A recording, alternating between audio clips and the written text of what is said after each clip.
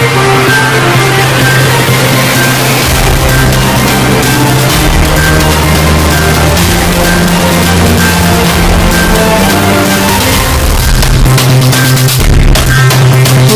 मी Deepti Gharde. Mission Maharashtra news मध्ये आपले स्वागत आहे.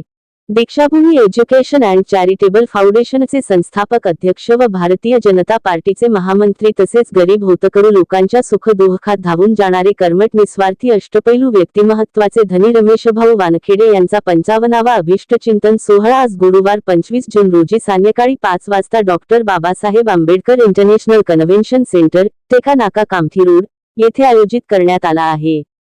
या कार्यक्रमाच्या अध्यक्षस्थानी दीक्षाभूमी एज्युकेशन अँड चॅरिटेबल फाउंडेशनचे अध्यक्ष रमेश वानखेडे हे राहणार असून प्रमुख अतिथी म्हणून नागपूर नगरीचे महापौर नीता ठाकरे, डॉक्टर बाबासाहेब आंबेडकर महाविद्यालयाचे प्राचार्य डॉक्टर दीपा पानेकर, नगरसेवक जितेंद्र सिंग ठाकूर उपस्थित राहणार आहेत, तर प्रमुख मार्गदर्शक म्हणून नितेश कराडे मास्तर उपस्थित राहणार.